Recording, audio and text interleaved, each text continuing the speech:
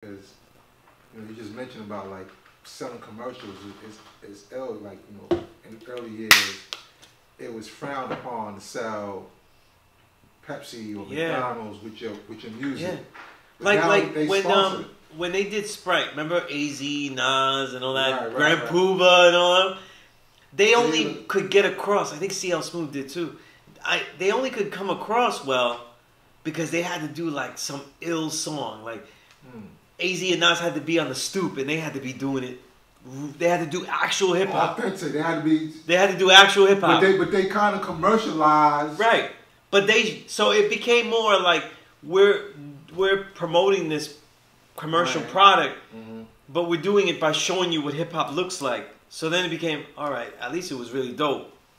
Whereas when you see like these guys, when you see Migos in the commercials, it has a buffoonery component. It has a coon component to it. You know? Okay. Yes. No matter what, it does. It has a clowning component, all of that. Peace, God. Not to cut your wisdom, right? Peace, I used to be Sadat X's barber when I had my unisex salon up there on the 32nd and 7th Avenue. I was his barber. Every week he came and got a bald head from me. That's peace, God. I'm talking about Sadat X. Right. That's when Jamal had the dreads. Yeah. Oh, that's bad. That's gotta be. That's going 94. Back to like 92, 93. 92, Yeah. G, I don't know, man, but that seems like is that part of the globalization of hip hop though now? Yeah, I think so. Yeah, that's what people want to see. And I said, like, I blame the artist more than ever before. You know, like my thing that always became a criticism was that when Diddy commercialized and ruined a lot of hip hop. For example, just quick example: pop A side, hardcore B side. That's his innovation, and it dilutes everything. But no one blamed Biggie for that. You know what I'm saying? And I don't know if you could find any other hardcore pop A side, hardcore B side. In a time where you didn't get any pop A side at all.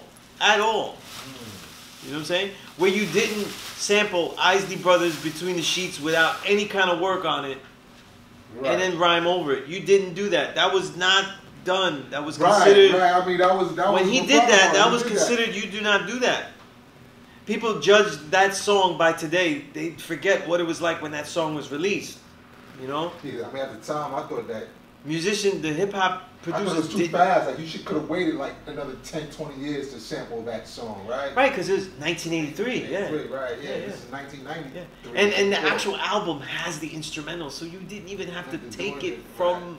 You know what I'm saying? Like, you basically are just using a hype pop, instrumental. But that's why, like, look, Mary J. Blige's "My Life" is also in there too.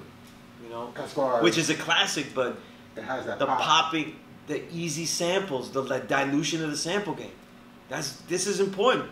That's important. Dilution of the sample game, pop A side, hardcore B side. I had no idea that those pop songs were on there. I was disappointed because the first songs I ever heard from Biggie were on Stretch and Bob, and I was waiting for more like Machine Gun Funk, and I was like, what is this doing here? You know? And then, of course, I'm screaming at the TV when the same sample that Big L's MVP has is being used for the One More Chance remix. I'm the only guy getting mad about this. You know what I'm saying? But look, the thing is, do you blame Biggie? And then nobody goes, no, don't blame Biggie. He's just a conduit. It's not his fault. It's not... I don't know if I'm okay with that. But today, once you get the 2000s, I blame every single artist for the coonery that they do. Every single last one of them. Whether it's Bobby Shmurda, whether it's Tekashi 6ix9ine, I blame all of them for whatever sellout music they make, whatever commercialism, whatever imagery of buffoonery they make. I blame them completely. I don't give them the young card. I don't give any card. Well, hold on, God. None. But this is the same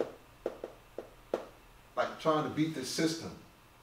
That's the whole thing, and it just seems like that idea or that concept of beating the system has been turned on its head now, and now these things. Because it's going with the system. Okay, they're going with the system. They're not beating the system. Well, because that's what they want. Big bank takes little bank. Look, you saw with Bobby Shmurda, there was like, oh, he was dancing on the table for the executives. That was. That's crazy. what they want you to do. People are getting mad. That's only because they filmed it. I was in those rooms. I've seen that. You've seen that happen. I've seen that happen. Yeah, I've seen people yeah. change their entire demo style because they see that executive walk in the room and they're like, this is what they're gonna like. I'm gonna do this. I was in rooms where they looked through magazines and picked out what they would like to look at. That had nothing to do with what they are. You know? So it's like, nah. You know, like they've gotta go down with that. They've got to go down with that. The art of being an artist or the art of being a capitalist as well, right? I blame them all. I don't care anymore. No. It is. I mean, because at the end of the day, like, you know. Yeah. You knew what you were doing. You know, everybody, you know, a lot of music today that's commercial and pop, they don't want any blame, though, for the lack of things that they say. And then because they don't have much to say, then everything that they're saying is negative or really bullshit, right? They don't want that. But they also want to be seen as a genius of economy, of street economy. You know what I'm saying? They want to be seen as a genius of street economy, though. They know everything about street deals, everything like that. But then when you tell them, listen, but you're talking about all this other stuff, they don't want to be challenged on that. But we do need to see you, though, as a Bezos of the block. You know what I'm saying?